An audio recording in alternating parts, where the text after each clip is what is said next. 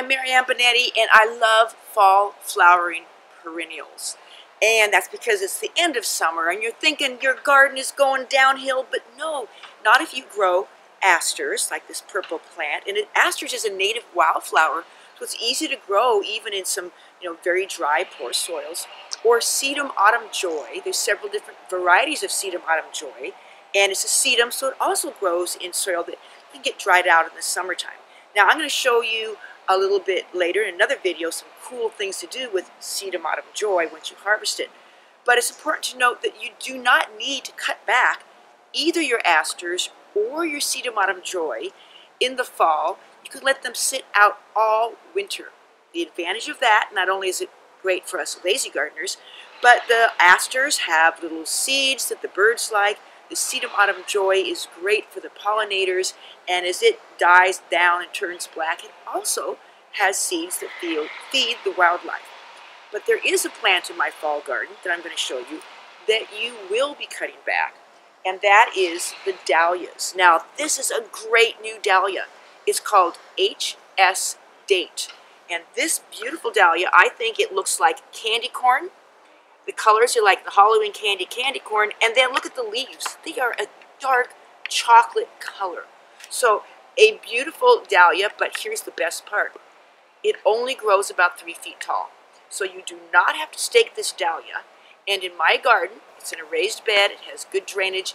It comes back year after year, so I don't have to dig up that tuber, because usually dahlias are more tender. You have to dig their tuber's root and store it indoors if you live in a very cold area.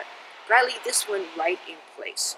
So I can keep this dahlia blooming all the way through November until we get a really hard frost.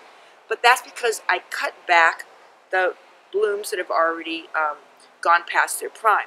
But it can be tricky. So here's what I want to teach you. Obviously the dahlia flowers in full bloom, but also, when it starts to bloom, it looks like the petals start coming up. But here's the very important lesson. 2 blooms. This is a bud. It's round. It has not flowered yet. Do not cut the round buds. But right next to it is another bud, and it's longer. And it looks different with the pointy end. That has already flowered. So you follow that stem all the way down and cut it off. By removing these buds that have already flowered, you're going to keep this dahlia blooming all the way until, we hope, until Halloween, because I love putting these orange and yellow blooms inside a hollowed out pumpkin for Halloween.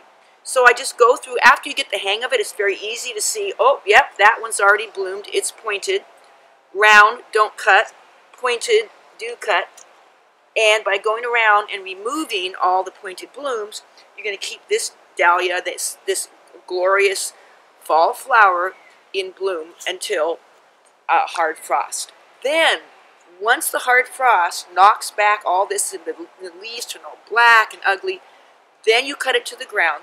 And then what I would do, I would put maybe some fern fronds, some dried up, old fern fronds on top of the ground to keep the wet out if you live in a very wet climate, because the dahlia tubers will survive the winter if you keep them dry over the winter and you don't have to dig them.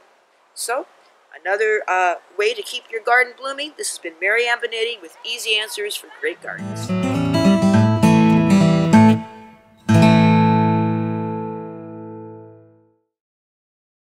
If you enjoyed these gardening tips, subscribe to our channel so you can get updates on new videos and stay in the know about all things gardening. Click the red subscribe button below. See the description below for more information about how to connect with us on PlantersPlace.com, Facebook, and Instagram.